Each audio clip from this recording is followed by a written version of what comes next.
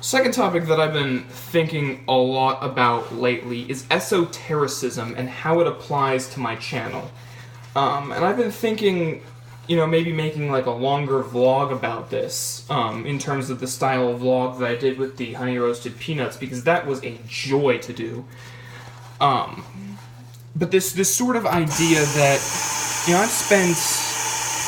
I'd actually at this point, probably about half of my life trying to make it on YouTube. In various capacities with various different channels and different YouTubing styles. And every single time I find myself, or even looking back at my old content from whenever I was like in middle school, I find myself trying to imitate other people. And I'm wondering how far, that imitation could have actually carried me had I stuck with it. A lot of Minecraft Let's Plays is what I started my sort of reinvigoration with this channel with, trying to get back to my roots and what I used to do all the time. Minecraft Let's Plays, top 10 lists, just trying to get in with whatever was prevalent in the Zeitgeist at that point, and just try to ride it and put my own spin on it. But the reality of the situation is I was never able to put my own spin on it. I always ended up sounding like somebody else, which is the problem I ran into with this channel again, with the Call of Duty videos, with even the old Rainbow Six videos, the 3 of them that I posted. I felt like I wasn't doing anything unique. Because what I find to be unique probably wouldn't make me popular in the mainstream consciousness. And popularity is kind of this tricky wicket with YouTube, especially with how money crazy YouTube is.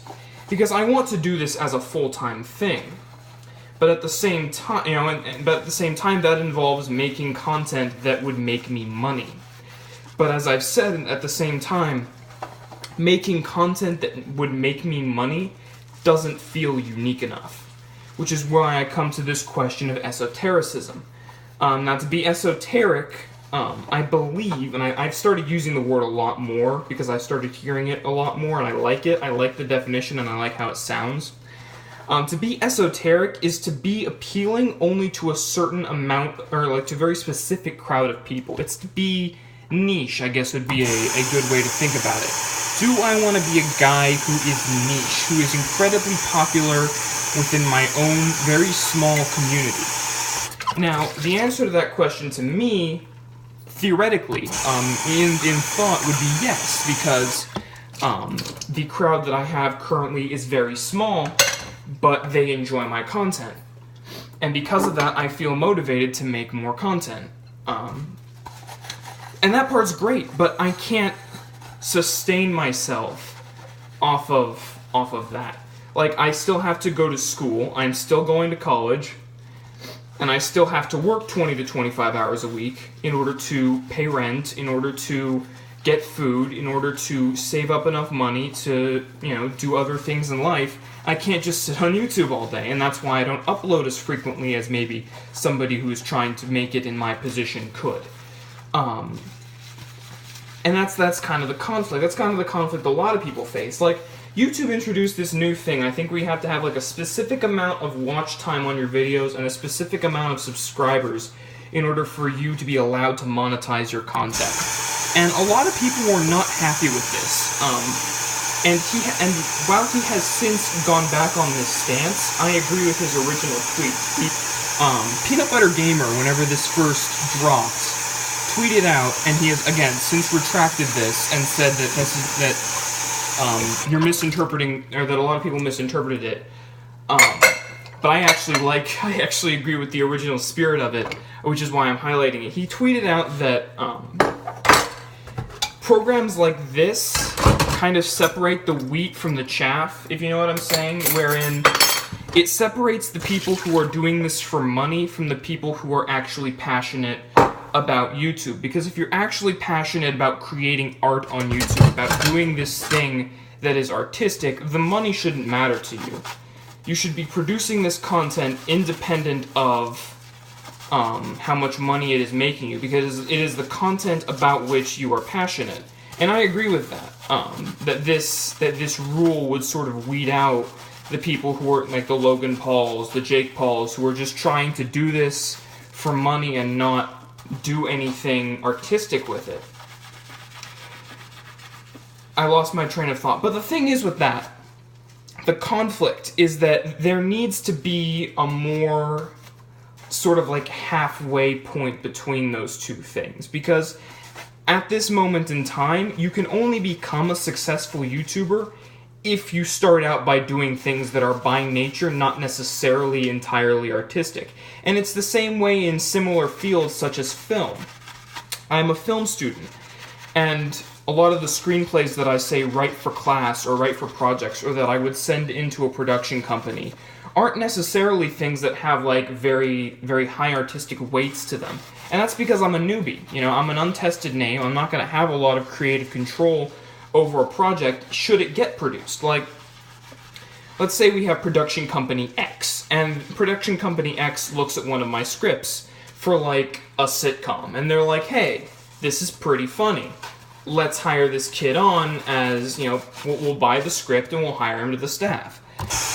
You know, they buy the script and they're producing it, but I don't have much of a say in it.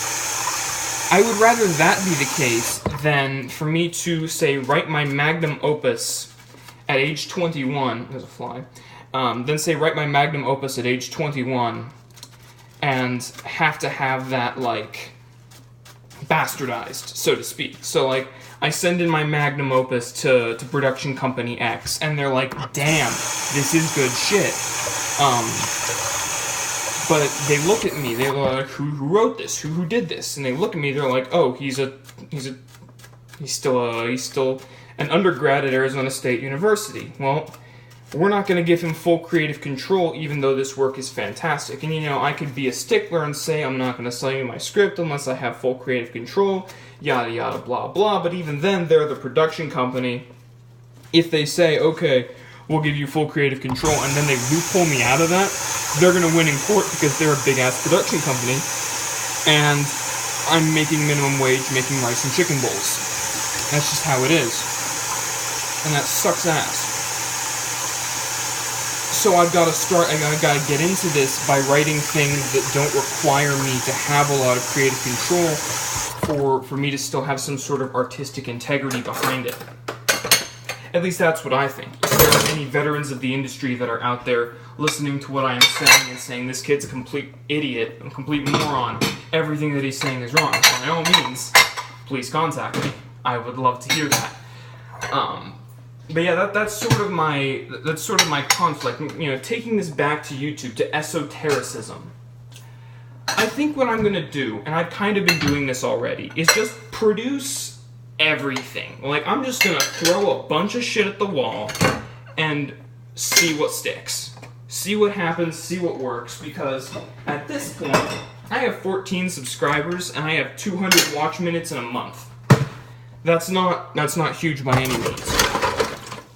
You know, I don't have a public profile that I need to keep up, I don't have an image, I don't have a narrative yet.